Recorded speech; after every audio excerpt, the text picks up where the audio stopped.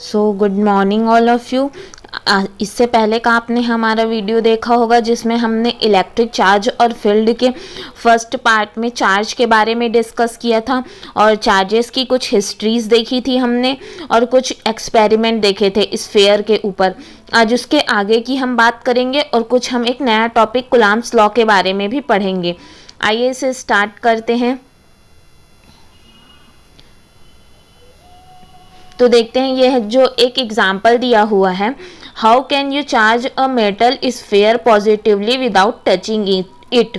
मतलब आप किसी भी मेटल, कोई भी आपको सपोज कीजिए कि आपको कोई मेटल स्फीयर दिया गया है, ठीक है, और आपको उसको चार्ज पॉजिटिवली चार्ज करना है बिना उसे टच किए। आपको उसको टच नहीं करना है, या उसमें नहीं तो टच करने में क्या, आप सिंपल उसे रब कर सकते हैं या कुछ भी करके आप कर सकते हैं, बट इसमें एक कंडीशन दिया गया है कि विदाउट टचिंग इट, मतलब आपको इसे टच नहीं करना है और उसके बाद आप इसे कैसे चार्ज करेंगे ये बताना है। ये बहुत ही अच्छा क्वेश्चन है। तो देखते हैं इसमें क्या करेंगे। ये सपोज मान लीजिए आपका कि ये एक स्फीयर है, ठीक है, और इसको हमने स्टैंड में रखा है। स्टैंड में रखना ज़रूरी है, नहीं तो सारी चार्जेस क्या होंगी, अर्थ पर चली जाएंगी। तो इसमें हमें पॉजिटिव चार्ज लाना है। तो पॉजिटिव चार्ज के लिए आप क्या करेंगे, उस दिन आपने अगर हमारा पिछला वीडियो देखा होगा तो आपने ये देखा होगा कि पॉजिटिव चार्ज के लिए हमने उसके अपोजिट चार्ज, पॉजिटिव का अपोजिट क्या होता है, निगेटिव चार्ज। तो निगेटिव चार्ज बॉडी को अगर हम उसके बहुत क्लोज में लाएंगे तो क्या होगा कि जो अपोजिट चार्ज होगा वो बहुत क्लोज आ जाएगा और जो निगेटिव या अपोजिट का चार्ज होगा वो फर्दर एंड में चले जाएगा। ठीक है, ये आपने देखा था, जो सेम चार्जेस होंगे वो फर्दर एंड में चले जाएंगे। तो यहाँ पे जब हमको क्या चाहिए, पॉजिटिव चार्ज चाहिए हमको, तो हम क्या करेंगे, इस जो हम चार्ज वाला रॉड लेंगे उसमें हम पूरा निगेटिवली चार्ज लेंगे। निगेटिवली चार्ज क्यों लेंगे, क्योंकि हमें इस स्फीयर में पॉजिटिव चार्ज चाहिए पूरी तरह, इसलिए निगेटिवली चार्ज लेंगे। और जब हम इसे इस स्फीयर के पास लाएंगे तो क्या होगा, निगेटिव चार्ज की वजह से जितने भी पॉजिटिव चार्ज हैं वो सारे अट्रैक्ट होके इस चार्ज के इसके पास आ जाएंगे, और जो अपोजिट मतलब माइनस चार्ज है वो सारे के सारे माइनस चार्ज एक साइड हो जाएंगे। ठीक है, तो आप क्या करेंगे कि ये जब आपने देख लिया कि आपने जब निगेटिव चार्ज वाले प्लेट का यूज़ किया तो जितने भी पॉजिटिव चार्ज थे वो एक तरफ पास में आ गए और इसके अपोजिट जो निगेटिव चार्ज थे वो दूसरे तरफ चले गए। ठीक है, लेकिन हमको क्या करना है, हमको इसको पूरी तरह से पॉजिटिवली चार्ज करना है। लेकिन यहाँ पे आपने देखा कि यहाँ पे साइड में क्या आया, इधर निगेटिव चार्ज भी आए हैं। तो इसके लिए आप क्या करेंगे, इसके लिए आप ये जो निगेटिव चार्जेस रहेंगे, निगेटिव चार्जेस जो यहाँ पे निगेटिव चार्ज रहेंगे, इसकी हम क्या करेंगे, अर्थिंग कर देंगे। हम अर्थिंग कर देंगे और ये जो अर्थिंग का सिंबल रहता है ये पूरी ग्राउंडेड हो जाएगी। ग्राउंडेड मतलब जितना भी जो निगेटिवली चार्ज रहेगा वो क्या हो जाएगा, वो अर्थ पर चले जाएगा, और अर्थ पर चले जाएगा तो उसके बाद हमको क्या मिलेगा, स्फीयर जो हमें मिलेगा वो पूरी तरह से पॉजिटिवली चार्ज होगा।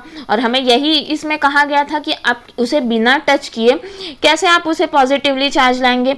तो ये आप देख लीजिए, अगर आपने इससे पहले वाला वीडियो देखा होगा तो ये आपको समझ आ ही गया होगा कि हमने इसे किस तरह से लाया है। ठीक है, होप आपको ये समझ आया होगा। और इसमें जो बातें ध्यान रखने लायक है वो ये है कि इसे स्टैंड पर ही रखना है, नहीं तो सारी चार्जेस क्या होंगी, अर्थ पर चले जाएंगी।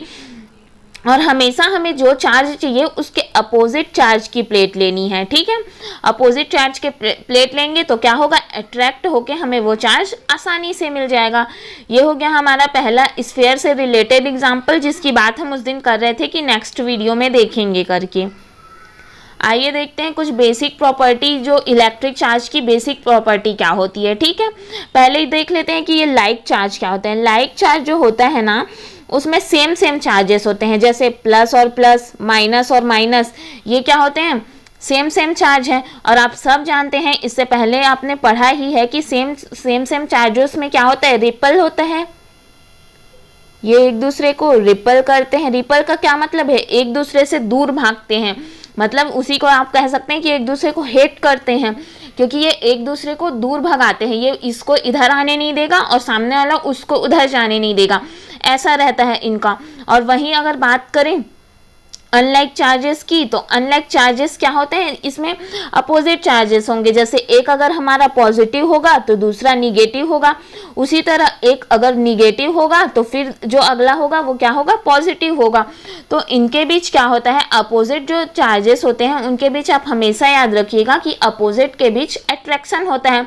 अट्रैक्शन यहाँ पे इसे समझने के लिए आप ये कह सकते हैं कि वो एक दूसरे को, मतलब उनके बीच एक लव जैसा है कि वो एक दूसरे को अट्रैक्ट कर रहे हैं, और उनके अपोजिट जो लाइक चार्जेस हैं वो क्या कर रहे हैं, हेट कर रहे हैं, मतलब एक दूसरे को दूर भगा रहे हैं। ठीक है, ये हो गया लाइक चार्ज और अनलाइक चार्ज। अब देखते हैं एडिटिविटी ऑफ चार्ज। एडिटिविटी मतलब आप नाम से ही समझ रहे होंगे कि इसमें हमें क्या करना है, ऐड करना है चार्जेस को। हम ये बताएंगे कि हम चार्जेस को किस तरह से ऐड कर सकते हैं। ठीक है, सपोज मान लीजिए कि कोई सिस्टम है हमारे पास, ठीक है, उसमें बहुत सारे चार्जेस है, बहुत सारे चार्जेस हैं इसमें। ठीक है, Q1 Q2 ये आप सपोज कर लीजिए Q3। तो इसके चार्जेस को हमने नोट कर लिया, क्या चार्जेस हैं टोटल, Q1 Q2 Q3 कब तक के, Qn तक के लेंगे हम। n की वैल्यू हमें पता है क्या, नहीं, Qn तक के हमने एक वैल्यू ले ली। अब हम इस चार्ज को, अगर टोटल चार्ज को देखें तो हम क्या करेंगे, सारे चार्जेस को ऐड कर देंगे। अगर हमें टोटल चार्जेस इस बॉडी का निकालना होगा तो हम क्या करेंगे, सभी चार्जेस को एक दूसरे से प्लस कर देंगे, तो हमें टोटल चार्जेस पता चल जाएंगे जो इस बॉडी में हैं। तो ये Q1 हो गया प्लस Q2 हो गया प्लस Q3 हो गया, Qn तक लेंगे। ठीक है, यही हम कह रहे हैं कि हम किसी भी चार्ज को ऐड कर सकते हैं। उसी तरह हम क्या कर सकते हैं, चार्ज को सब्सट्रैक्ट भी कर सकते हैं। सपोज मान लीजिए कि कोई बॉडी है, उसमें चार्ज है, ठीक है, अब मान लीजिए इसमें कुछ कुलाम में है चार्ज, तो कोई 2 कुलाम है, कोई 3 है, कोई 4 है, कोई 5 है, ऐसे कुलाम में वैल्यूज दी गई है, कोई माइनस में, कोई प्लस में, इस टाइप की इसकी वैल्यूज दी गई है। ठीक है, तो हम क्या करेंगे कि यहाँ पे आप देखिए 2 कुलाम है एक चार्ज, एक है -3 कुलाम, उसके बाद है 4 कुलाम, उसके बाद है -5 कुलाम। ये सारे चार्जेस हमें दिए हुए हैं, तो इसको हमें क्या करना है, यहाँ पे सब्सट्रैक्ट करना है। 2c लिखेंगे, -3c हो जाएगा हमारा, +4c हो जाएगा, और वहीं -5c हो जाएगा। तो ये 4 और 5 का क्या हो गया हमारा, 2 और 3 का -1, और 4 और 5 का भी क्या हो गया, -1, और -1 क्या हो जाएगा हमारा, -2। और चार्ज को हमेशा कुलाम से डिनोट करते हैं, ये तो आप सबको पता ही होगा। तो ये हो गया हमारा एडिटिविटी ऑफ चार्ज, मतलब हम चार्ज को ऐड भी कर सकते हैं आपस में, और वहीं हम चार्ज को सब्सट्रैक्ट भी कर सकते हैं। अब देखते हैं second, A property of charge by which the total charge of an isolated system always remains constant. ठीक है, कुछ आप ये समझ लीजिए कि कोई भी चार्ज है ना, उसका जो टोटल चार्ज है वो हमेशा 0 ही होता है। ठीक है, यहाँ पे जैसे आप फॉर एग्जांपल आप ये देखिए कांस्टेंट या 0 कह लीजिए आप, तो NaCl में यहाँ पे हमें कोई चार्ज दिख रहा है क्या, अभी इसके ऊपर चार्ज देखें तो क्या है, कोई चार्ज 0 दिख रहा है हमें। उसके बाद हम Na को अगर प्लस में किए, उसके बाद माइनस में कर दिए हम, तो सपोज मान लीजिए कि यहाँ पे जो +1 है, ठीक है, Na के साथ क्या है, +1 है, और वहीं Cl के साथ क्या है, -1 है, तो +1 और -1 क्या हो गया हमारा, 0। मतलब दोनों तरफ क्या आ गया हमारा, इधर स्टार्टिंग में जो था हमारा वही हमको इसको सॉल्व करने के बाद भी वही प्राप्त हो गया। तो इसीलिए यही कहते हैं कि ये जो क्या होता है, चार्जेस जो हैं कांस्टेंट होते हैं। A property of charge by which the total charge of an isolated system. Isolated system मतलब आप समझ ही गए होंगे, आइसोलेटेड मतलब कोई अगर अकेला है कोई चार्ज तो वो क्या होता है, वो कांस्टेंट होता है पूरी तरह से। ठीक है, आइए अब देखते हैं कि ये क्वांटाइजेशन ऑफ चार्ज क्या होता है। क्वांटाइजेशन ऑफ चार्ज को समझने के लिए आप सपोज कर लीजिए कि कोई यहाँ पे बिल्डिंग है, ठीक है, अब हमने अगर यहाँ पे यहाँ पे हमने सपोज कर लिया कि कोई बिल्डिंग है, ठीक है, कोई बिल्डिंग है। अब उस बिल्डिंग में अगर मैं आपसे ये कहूँ कि उसमें कितने फ्लोर हैं, तो आप क्या बताएंगे, एक ग्राउंड फ्लोर बताएंगे, फिर first floor, second floor, third floor, ऐसे टाइप आप क्लासीफाई करके बताएंगे। मतलब आप जो वैल्यू बताएंगे वो ऐसे बताएंगे क्या कि 1.5 है, ऐसा आप कहेंगे क्या? नहीं, बिल्कुल नहीं कहेंगे। या 2.5 या 3.5 ऐसे वर्ड का आप यूज़ नहीं करेंगे। आप कहेंगे 1 है, 2 है या 3 है, ये 4 है, सब एक एक आप एक इंटीजर की तरह ही बताएंगे ना। ठीक वही प्रकार, उसी प्रकार होता है हमारा क्वांटाइजेशन ऑफ चार्ज। ठीक है, the property of charge by which charge are integral multiple of basic unit of charge. ठीक है, यहाँ पे जो आपको ये डेफिनेशन समझ आ गई होगी कि the property of charge which charge are integral multiple, integrals में होते हैं ये, जैसे हमने लिया 1, 2, 3, 4 ऐसे में होंगे इसकी वैल्यू, 1/2, 1/4 ऐसा हम नहीं ले सकते। ये जो पूरी वैल्यूज होंगी वो इंटीग्रल मल्टीपल होगी of basic unit of charge, electron या प्रोटॉन। इलेक्ट्रॉन जो होता है उसको हम किससे डिनोट करते हैं? इलेक्ट्रॉन के लिए E- का, और वहीं अगर प्रोटॉन की बात होगी तो E+ का यूज़ करेंगे। और आप सब जानते हैं कि Q is equal to N into E होता है, ये हमारा चार्ज का फॉर्मूला है। इससे पहले वीडियो में भी हमने इसको देखा था कि Q is equal to N ही होता है, जहाँ पे Q जो हो रहा है चार्ज ऑफ बॉडी है। ठीक है, किसी भी बॉडी पर जो चार्ज रहता है वो उसको हम Q से डिनोट करते हैं, और उसी प्रकार यहाँ पे जो N है उससे हम किसी भी इंटीजर को दिखाते हैं। इंटीजर मतलब आप देख लीजिए वो 0 हो सकता है, प्लस या माइनस में 1 हो सकता है, प्लस या माइनस में 2, प्लस माइनस में 3। ये जो सारे वैल्यूज हैं ये हमारे इंटीजर्स में आएंगे। अब होप आपको इतना समझ आ गया होगा। जो चार्ज की हमने बेसिक जो हमारी उस दिन हमने पढ़ी थी, उसके बाद जो छूट गई थी उस टॉपिक को हमने कवर किया, जाना कि चार्ज के बारे में, और जो बातें रह गई थी उनके बारे में हमने डिस्कस कर लिया है। अब हम देखते हैं कि जो हमारा नया टॉपिक है वो है हमारा कुलाम्स लॉ। मतलब हम जानेंगे कि कुलाम का लॉ क्या होता है। कुलाम नाम, आपने इस साइंटिस्ट का नाम तो आप सभी ने सुन ही रखा होगा। आइए देख लेते हैं कि इसका लॉ क्या होता है। इसे जो है चार्ल्स अगस्टिन कुलॉम्स ने दिया था। ठीक है, जैसा कि इस नाम से ही, नाम के सब लॉ है ये। इससे पहले आप सब ने ये पढ़ा है, आपने ग्रेविटेशनल वाला लॉ पढ़ा है कि नहीं? ये सब तो आप सब ने पढ़ा होगा और सब ये जानते होंगे ग्रेविटेशन के बारे में। ठीक है, तो ये इसमें से ग्रेविटेशन की बात हम इसलिए कर रहे हैं क्योंकि कुछ ग्रेविटेशन से रिलेटेड आपको इसमें याद रखना है, ताकि आप उसी से रिलेट करके इसको भी समझ लो, आपको ज़्यादा इसमें हार्ड वर्क नहीं लगेगा। तो आपने ग्रेविटेशनल के लिए पढ़ा होगा, तो उसके लिए फॉर्मूला हम क्या लेते हैं? G is equal to m1 m2 upon r square. ठीक है, जहाँ पे m1 m2 जो होता है वो मास होता है, और वहीं r जो होता है वो उनके बीच का जो होता है डिस्टेंस हो जाता है हमारा। ठीक, ये सब आपने पढ़ा होगा, आपको ये याद भी होगा। तो इसी से रिलेटेड हम जो देखेंगे इसका भी इक्वेशन निकालेंगे। आप इसको दिमाग में रख के चलेंगे ना तो आपको इसे समझने में बहुत आसानी होगी। आइए देखते हैं। ये जो होता है ये it is a force between 2 point charge.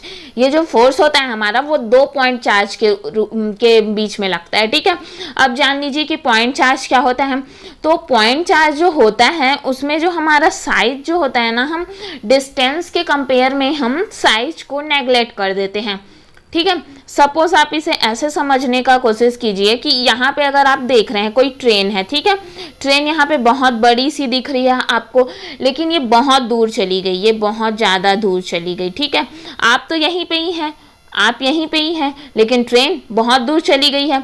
तो ये आपको बिल्कुल छोटी एक ऐसी एक पॉइंट की तरह दिखाई देगी। ठीक है, दूर से जब आप देखेंगे तो ये आपको बिल्कुल एक पॉइंट की तरह दिखाई देगी। इसे ही हम पॉइंट चार्ज कहते हैं। मतलब इसमें क्या होता है, डिस्टेंस के कंपेयर में जो उसका साइज होता है वो नेग्लेक्ट कर देते हैं हम।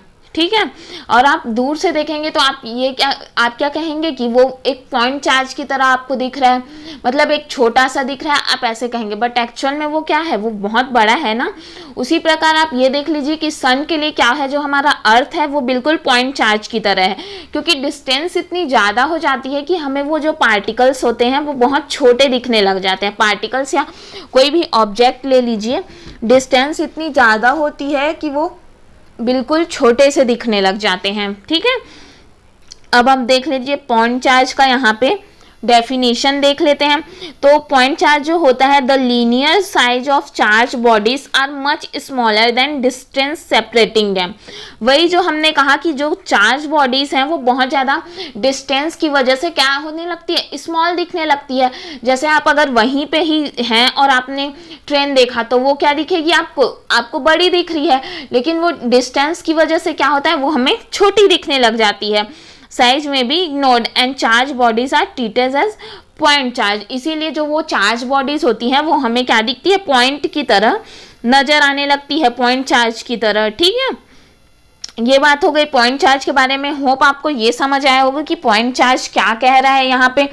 अब आप कूलॉम का लॉ समझिए। ठीक है, कूलॉम के लॉ को समझने के लिए आप सपोज कर लीजिए यहाँ पे कि यहाँ पे दो चार्जेस हैं। ठीक है, ये जो हमारा चार्ज है, पहला पॉइंट चार्ज जो है Q1 और दूसरा पॉइंट चार्ज जो है Q2 है हमारा। ठीक है, तो यहाँ पे क्या होगा, the force between two points is directly proportional to the product of their charge. आपने इससे पहले मैंने इसीलिए कहा कि ग्रेविटेशनल वाले को थोड़ा याद कर लीजिए, क्योंकि वहां पे हमने Q1 Q2 की जगह क्या लिया था, M1 और M2 लिया था। सेम वैसे ही हम यहाँ पे ही करेंगे। जो फोर्स होगा, जो इन दोनों के बीच यहाँ पे जो पॉइंट्स चार्ज हैं इनके बीच जो फोर्स लग रहा है वो डायरेक्टली प्रोपोर्शनल क्या होगा, प्रोडक्ट ऑफ देयर चार्ज। जो ये चार्ज के प्रोडक्ट हैं उनके डायरेक्टली प्रोपोर्शनल होगा। तो इक्वेशन क्या हो जाएगा, F is proportional to, F जो होगा वो प्रोपोर्शनल टू हो जाएगा Q1 और Q2 के। ठीक है, यह हो गया हमारा फर्स्ट इक्वेशन। अब देख लेते हैं सेकंड। तो the force various inversely the square of distance. ठीक है, और उसी तरह जो इनवर्सली प्रोपोर्शनल क्या हो जाएगा, इनके बीच के डिस्टेंस मतलब R स्क्वायर के। ठीक है, ये जो फोर्स लग रहा है हमारा वो इक्वल इनवर्सली प्रोपोर्शनल किसके हो जाएगा, 1/r स्क्वायर के। F is inversely proportional R square हो जाएगा। ठीक है, मतलब इनवर्सली प्रोपोर्शनल मतलब क्या होगा कि अगर हम फोर्स बढ़ रहा है मतलब उनके बीच की दूरी क्या है, कम है, और अगर फोर्स कम है मतलब उनके बीच की दूरी बहुत अधिक है। इनवर्सली प्रोपोर्शनल का मतलब यही होता है। ठीक है, तो आप अगर फर्स्ट और सेकंड इक्वेशन को आपने सॉल्व किया तो आप ये पाएंगे कि F is proportional to Q1 Q2 upon R square. ठीक है, अब यहाँ पे जब हम, आप सब जानते होंगे कि जब हम यहाँ पे प्रोपोर्शनैलिटी का साइन हटाएंगे तो वहाँ पे हमें क्या लेना होगा, एक कांस्टेंट लेना होगा। तो यहाँ पे जो कांस्टेंट हम यूज करेंगे वो एक K होगा। K हमारा एक कांस्टेंट होगा। ठीक है, याद रखिएगा ये जो K है हमारा ये स्मॉल K है। ठीक है, कैपिटल K नहीं है, ये यहाँ पे हमने स्मॉल K लिया है। Where K is a constant of proportionality and it is called electrostatic force constant. ये जो K है वो हमारा प्रोपोर्शनैलिटी का कांस्टेंट है जिसे हम इलेक्ट्रोस्टैटिक फोर्स कांस्टेंट कहते हैं। आप सब ने जानते ही हैं कि जो हम पढ़ रहे हैं वो क्या है, पूरा इलेक्ट्रोस्टैटिक के बारे में है, इसलिए ये हो जाएगा electrostatic constant. The value of K depends on the nature of medium. इससे पहले भी हमने जितने कांस्टेंट लिया, कांस्टेंट की वैल्यू क्या करती है, कहीं ना कहीं मीडियम पर डिपेंड करती है, मतलब उसका एयर पर वैल्यू अलग होगा। वहीं अगर वाटर पे देखें तो उसका वैल्यू अलग होगा, उसका जो मीडियम होगा उसके अकॉर्डिंग उसकी वैल्यू होती है। ठीक है, तो यहाँ पे the value of K depends on the nature of the medium between two charges. मतलब वो दोनों चार्जेस जिस मीडियम में रखी है उसके ऊपर डिपेंड करता है कि उसका कांस्टेंट का वैल्यू क्या रखेंगे हम। इस charge located in free space. ठीक है, अब हम बात कर लेते हैं कि जब चार्ज होगा फ्री स्पेस या वैक्यूम में। वैक्यूम मतलब वैक्यूम या आप ये कह सकते हैं एयर, मतलब वहां पे एयर होगा, एयर वाला मीडियम है वहां पे। तब हम बात करेंगे कि हमारी वैल्यू क्या होगी। ठीक है, तो कांस्टेंट की वैल्यू देख लीजिए आप कि कांस्टेंट की वैल्यू क्या होगी। तो जब ऐसा वैक्यूम या एयर की बात करें तो K जो होगा हमारा 1/4 पाई एप्सिलॉन जीरो पढ़ते हैं ना, इसको याद रखिएगा। ये हमारा एप्सिलॉन जीरो है और न्यूटन मीटर स्क्वायर और कूलम्ब स्क्वायर, ये आप जान लीजिए। इसको हम आगे बताएंगे भी कि इसकी value newton metre square upon coulomb square कैसे आई। ठीक है, अब देख लीजिए कि फोर्स का हमने क्या निकाला था, Q1 Q2 upon R square, और यहाँ पे K की जगह क्या रख देंगे, K की जगह ये वैल्यू पुट अप कर देंगे हम, जो हमारी K की वैल्यू क्या है 1/4 एप्सिलॉन नॉट या एप्सिलॉन 0, उसको हमने यहाँ पे पुट अप कर दिया। और आप सभी जानते होंगे कि ये 1/4 एप्सिलॉन नॉट का वैल्यू क्या होता है 9 × 10⁹ ठीक है। आप इसको यहाँ पे ये भी डिनोट कर सकते हैं, या आप सिर्फ इतना भी रख सकते हैं 1/4 एप्सिलॉन 0, ठीक है, और Q1 Q2 upon R square. आइए बताते हैं कि इसका हमने यूनिट मतलब ये जो newton metre square coulomb square निकाला वो कैसे निकाला, ठीक है। इसके यूनिट के लिए पहले आप ये देखिए, ये आपको दिख रहा है इक्वेशन, ठीक। तो F इज इक्वल टू यहाँ पे हमने क्या किया 1/4 एप्सिलॉन ही हमारा क्या है K है, K रखा यहाँ पे Q1 Q2 upon R square. हमको वैल्यू किसकी निकालनी है K की, तो हम K को क्या कर दिए एक साइड कर दिए और बाकी सारे टर्म्स इस साइड आ गए। तो टर्म क्या हो गए F into R square upon Q1 और Q2। आप सभी जानते हैं कि आप हमें अब आपको ये सो याद होगा 11th का, अब इतना तो अब सब नहीं भूल जाते, 11th का याद होगा ये आपको कि फोर्स का क्या होता है हमारा, फोर्स का अगर यूनिट देखें हम तो फोर्स के लिए हम न्यूटन का यूज़ करते हैं, ठीक है। तो यहाँ पे n आ गया न्यूटन, और वहीं आर स्क्वायर मतलब क्या है, वो दूरी है, दो जो हमने पॉइंट चार्ज लिए हैं उनके बीच की दूरी है, तो वो क्या हो जाएगी आर की जगह हम दूरी के लिए मीटर का यूज़ करते हैं तो m स्क्वायर हो जाएगा ये हमारा। और उसी तरह Q1 और Q2 क्या है, यहाँ पे Q1 और Q2 जो दो चार्जेस हैं, और चार्जेस के लिए हम क्या का यूज़ करेंगे कूलम्ब का, और यहाँ पे 2 है इसलिए क्या हो गया कूलम्ब का स्क्वायर हो गया। तो हमारा क्या आ गया न्यूटन मीटर स्क्वायर और कूलम्ब स्क्वायर। ये हम देख लिए कि यूनिट कैसे निकालते हैं। अब बात कर लेते हैं डायमेंशंस की, कि डायमेंशंस क्या होती है। डायमेंशंस में आप ये देखिए कि जो इसका डायमेंशंस होता है, आप सब ने डायमेंशंस भी पहले पढ़ा ही होगा कि हम कैसे निकालते हैं क्या निकालते हैं, इसलिए यहाँ पे हम ना कुछ वैल्यूज़ डायरेक्टली लेते जाएंगे, ठीक है। जैसे कि हमें पता है कि फोर्स का डायमेंशन हमने निकाला था इससे पहले ml/t का स्क्वायर, ठीक है। और आपको इसका पता ही है, आपको मीटर का L स्क्वायर होता है, मीटर का L स्क्वायर नोट कर लिया। वहीं कूलम्ब का भी हमें क्या पता है, कूलम्ब मतलब चार्ज पर यूनिट टाइम होता है। चार्ज पर यूनिट टाइम के फॉर्मूले के थ्रू हम निकालेंगे तो क्या हो जाएगा, कूलम्ब के लिए वैल्यू क्या हो जाएगी AT का स्क्वायर। अब इसको क्या करेंगे हम, इसका डायमेंशन निकालेंगे। तो जब आप इसको पूरी तरह सॉल्व करेंगे तो ये m, ठीक है, m तो हमारा इसके ऊपर कोई चार्ज नहीं है, और कोई है क्या m नहीं, तो m को सिंगल लिखेंगे। उसके बाद l की बात करें तो l यहाँ पे स्क्वायर में है और यहाँ पे सिंगल है, मतलब क्या हो गया l³ हो गया। वहीं t की बात करें तो नीचे में भी t है और ऊपर में भी t है हमारा, तो ऊपर जाके क्या हो जाएगा ml(t-2) और -2 क्या हो जाएगा t⁴ हो जाएगा। और वहीं एक और जब हम ऊपर ले जाएंगे तो ये भी क्या हो जाएगा हमारा -2 हो जाएगा ये दोनों। तो हमारी वैल्यू आ गई ml³ t⁻⁻4 और a⁻⁻2, ठीक है। यहाँ पे जो एप्सिलॉन है, हमने एप्सिलॉन के बारे में, एप्सिलॉन 0 के बारे में हमने इतनी सारी बात की, लेकिन एक्चुअल में अब हम एप्सिलॉन के बारे में कुछ डिटेल्स देखेंगे कि एप्सिलॉन 0 क्या होता है। एप्सिलॉन 0 जो होता है वो हमारा परमिटिविटी होता है फ्री स्पेस का, ठीक है, क्योंकि हम अभी यहाँ पे किसकी बात कर रहे हैं, फ्री स्पेस की। तो ये जो एप्सिलॉन 0 है वो परमिटिविटी होता है फ्री स्पेस का। अब ये देख लीजिए आप इक्वेशन जो हमने निकाला, ये पहला equation F is equal to 1/4 epsilon naught Q1 Q2 upon R का स्क्वायर, ठीक है। तो यहाँ से जब अगर हम एप्सिलॉन 0 की वैल्यू निकालें तो एप्सिलॉन 0 की वैल्यू क्या हो जाएगी Q1 Q2। अब बाकी जो टर्म है एप्सिलॉन 0 को इधर रखिए और बाकी टर्म को क्या कर दीजिए एक साइड कर दीजिए। तो यहाँ पे जो Q1 Q2 चार्ज है, इसलिए हमने फिर से इसके लिए क्या लिया कूलम्ब का स्क्वायर लिया, और जो नीचे फोर्स है उसके लिए न्यूटन लिया, और वहीं दूरी के लिए क्या लिया मीटर का स्क्वायर लिया। तो इसका जो K का यूनिट हो जाएगा वो हो जाएगा न्यूटन मीटर स्क्वायर और कूलम्ब स्क्वायर, ठीक है। ये एप्सिलॉन के लिए हमने निकाल लिया, और ये भी जान लिया कि एप्सिलॉन क्या होता है। एप्सिलॉन 0 जो होता है वो एक परमिटिविटी होता है फ्री स्पेस के लिए।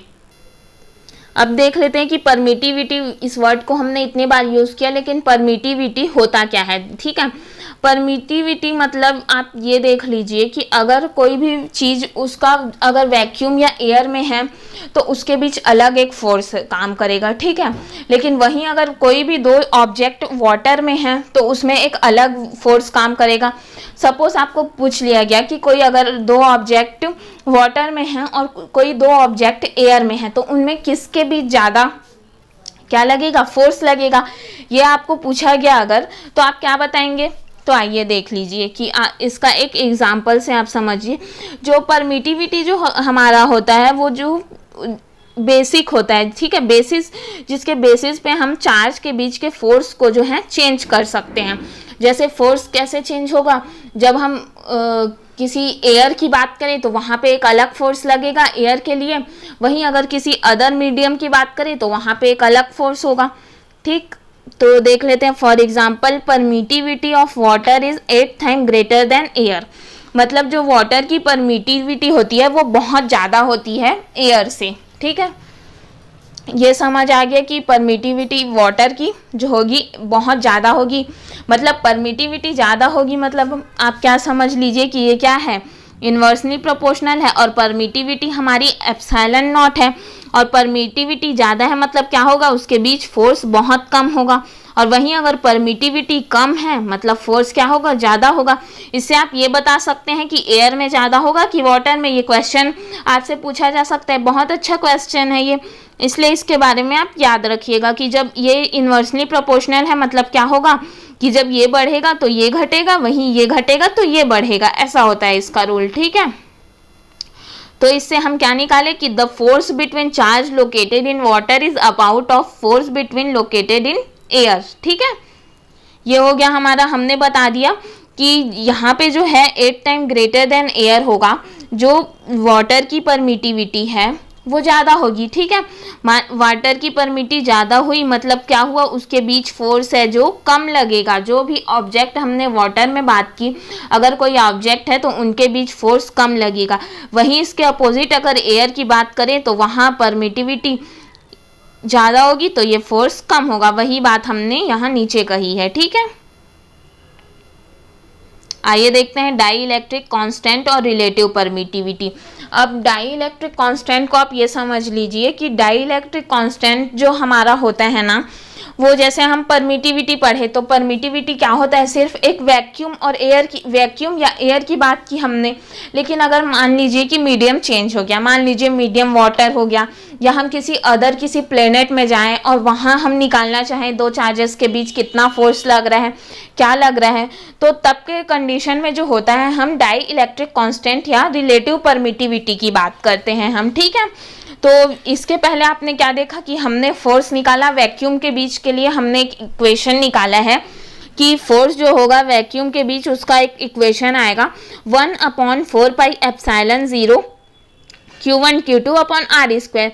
ये तो हमारा पहला इक्वेशन हो गया। होप इसमें किसी को कोई प्रॉब्लम नहीं होगी।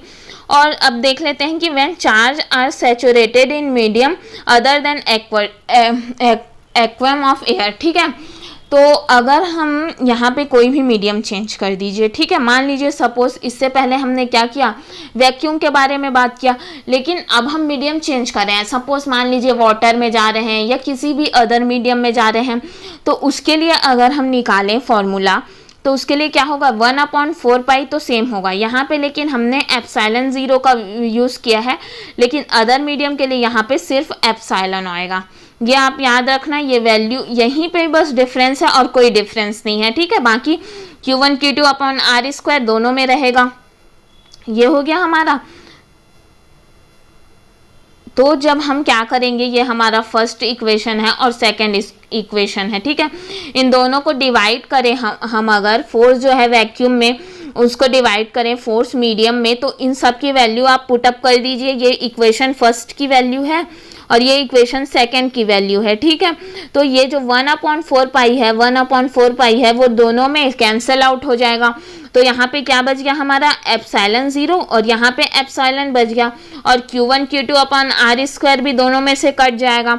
तो ओवरऑल जो वैल्यू आई फोर्स वैक्यूम और फोर्स मीडियम की जो value I epsilon 0 upon epsilon i, ठीक। आप इसे समझ लीजिए ऐसे, ये एक सेकेंड ना, एक सेकेंड, ये थोड़ा ज़्यादा आगे बढ़ गया। हाँ, ये देख लीजिए आप कि यहाँ पे क्या आई 1/एप्सिलॉन आई, ठीक है। उसके फिर अपॉन में क्या आई 1/एप्सिलॉन। तो ये जब हम ऊपर करते हैं तो क्या होता है, एप्सिलॉन जो है ऊपर चले जाएगा और एप्सिलॉन नॉट यहाँ आ जाएगा। तो क्या हो गया, ये एप्सिलॉन ऊपर चले गया और अपॉन एप्सिलॉन नॉट, और इसी एप्सिलॉन और एप्सिलॉन नॉट को क्या कहते हैं हम, एप्सिलॉन आर, ठीक है। या उसी को हम कांस्टेंट के रूप में लेंगे तो कैपिटल के लेंगे। इसीलिए हमने कहा था कि याद रखिएगा वहाँ पे स्मॉल के है, क्योंकि ये यही डिफरेंस है। जब हम वहाँ पे कांस्टेंट लेंगे तो वो स्मॉल के होगा और यहाँ पे जो वैल्यू आएगी उसे हम कैपिटल के रूप में डिनोट करेंगे। अब देख लीजिए, जो यहाँ पे एप्सिलॉन आर है हमारा, उसे ही हम क्या कहेंगे, रिलेटिव परमिटिविटी। रिलेटिव परमिटिविटी की हम बात कर रहे हैं, ये जो हमारा हो जाएगा रिलेटिव परमिटिविटी हो जाएगा। अब देख लीजिए आपकी, अगर हम यहाँ पे सारे टर्म्स को एक तरफ कर लें तो फोर्स जो है हमारा मीडियम, उसको हमने एक कर लिया, ठीक है। तो यहाँ पे इस इक्वेशन से हमने मीडियम को एक तरफ किया, तो इधर क्या बचेगा, फोर्स जो है वैक्यूम में बचेगा, और ये इक्वल में हमने क्या लिया, के लिया, कैपिटल के।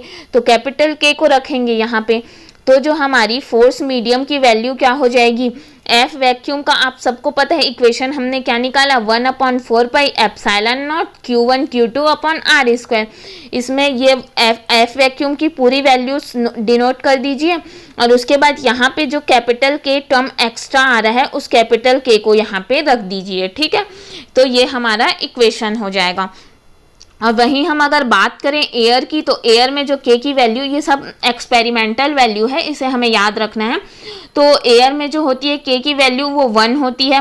वहीं अगर हम वाटर में बात करें तो के की वैल्यू 80 होती है, और अगर ग्लास की बात करें हम तो 3 to 4 के बीच होती है, ठीक है।